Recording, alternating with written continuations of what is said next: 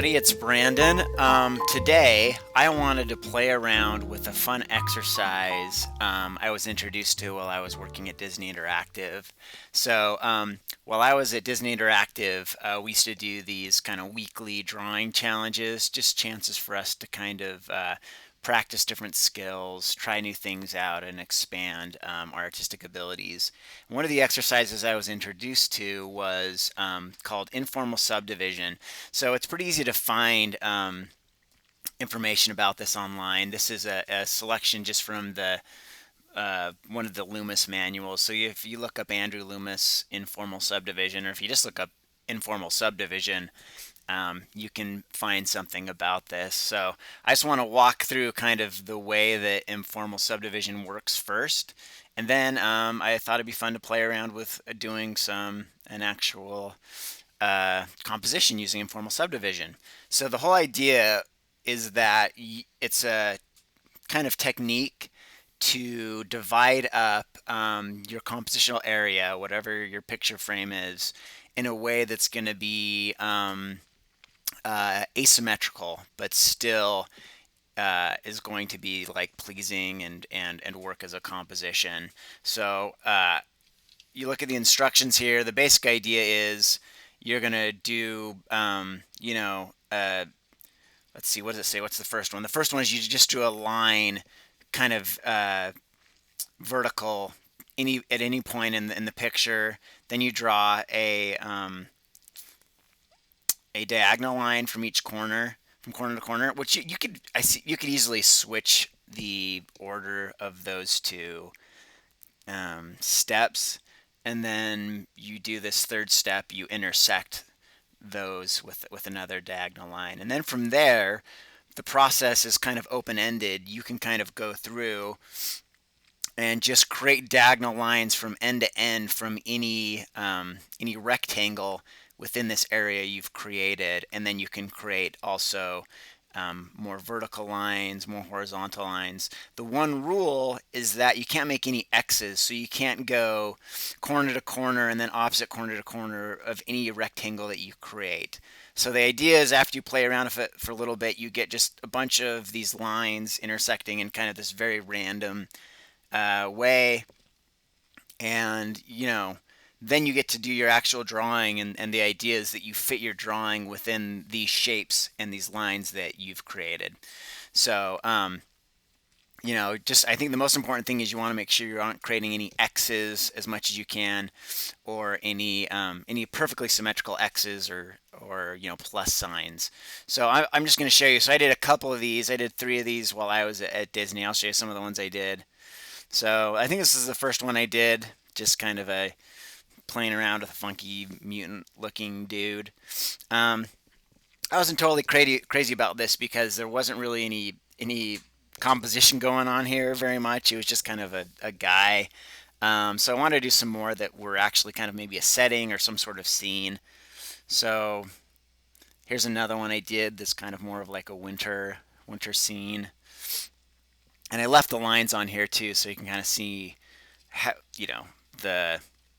the stuff I was following. I think this is the last one that I did. So I thought it'd be fun to play around with this again today, so I am going to take another stab at it.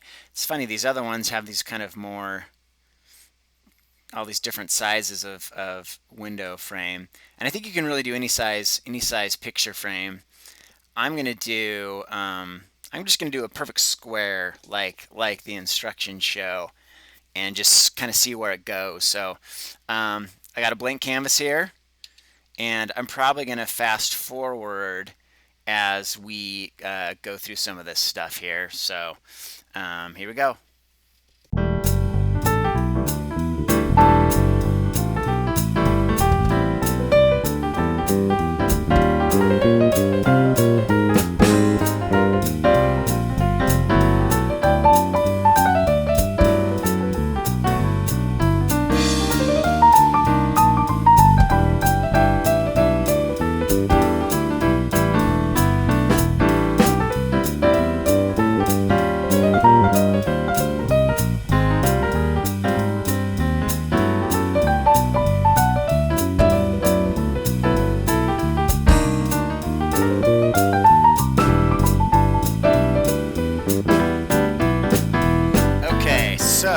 think I like that. I think that's a good start. So I'm going to use this to kind of be my basis for doing a composition now. So now, just a matter of being creative and trying to figure out what I'm going to want to draw here. So I'm just going to turn down the opacity here on this.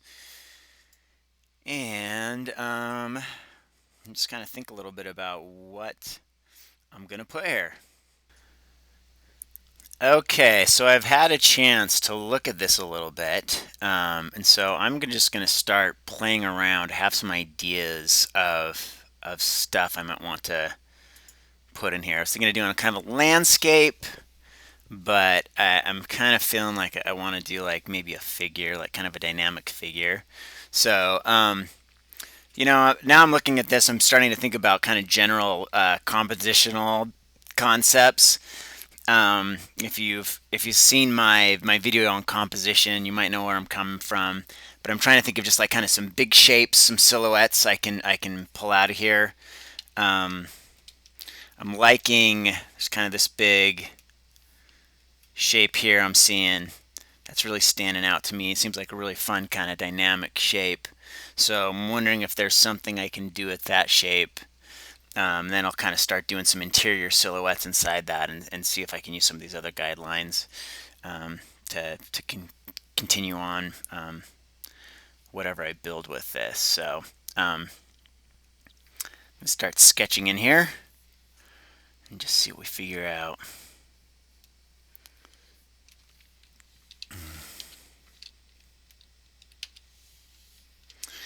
I think one thing to remember, it's kind of fun to think about creating compositions that really fit strictly within these lines, but you don't necessarily have to fit what you're drawing really strictly. It doesn't have to be like every shape has to fit these angles. It's not like I have to make if I'm drawing a head shape right here, the head shape doesn't have to be this literal shape. It is kind of a guide about a rough guide about where you're going to place things. So for me, I'm really thinking about I want to do a pose of a character, and this is really going to be my line of action, is kind of this dramatic straight here. But I'm still going to kind of give myself a little bit more leeway in some of the other areas here. So I'm kind of thinking of doing some sort of figure, doing something like this.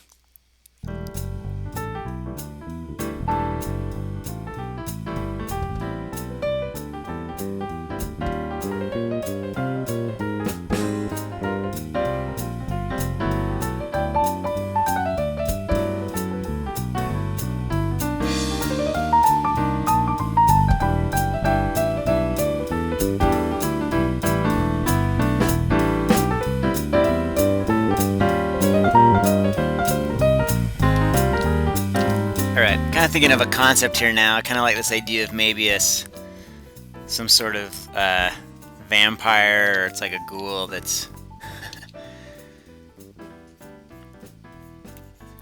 creeping around in the shadows and gets caught in the daylight right as the sun's coming up. That's kind of my concept right now. And obviously now I'm getting into more of the details, and this isn't quite going to be following the informal subdivision as we get more into these kind of smaller details.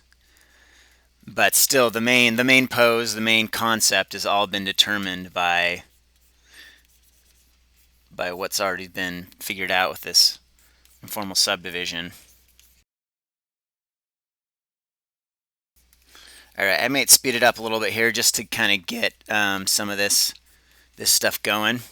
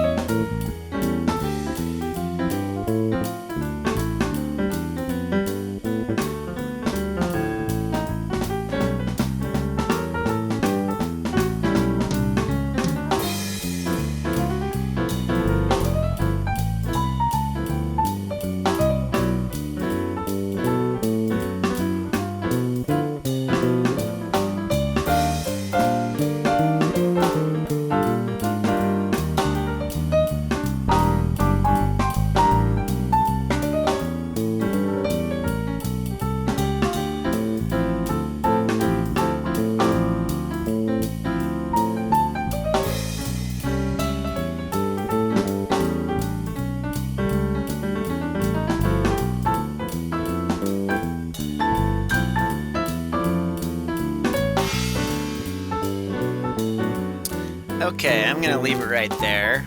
So, that's kind of a quick just exploration of what you could do with informal subdivision. You can see from this you get kind of a decent. I'm pretty happy with the composition. I think it's a fun composition. I could definitely spend a lot more time noodling this and making this, look better, adding more detail. But I think for the situation at hand, I think this kind of gets across kind of the purpose and what's going on here.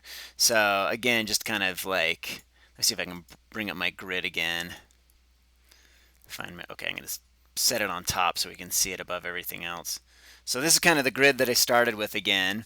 And you see not everything matches up exactly with all the lines, but it kind of works as a good guide, and really the main thrust of the composition is built off of what I figured out with the informal subdivision. So anyway, that's kind of how it works. I would love to see what you guys try. So, do some informal subdivisions, tell me what you think, and post a link, or can you post links in YouTube comments? You might not be able to. If you can, do it. But I would love to see what you guys do with the same exercise. So try it out, subscribe, and hopefully we will see you again soon.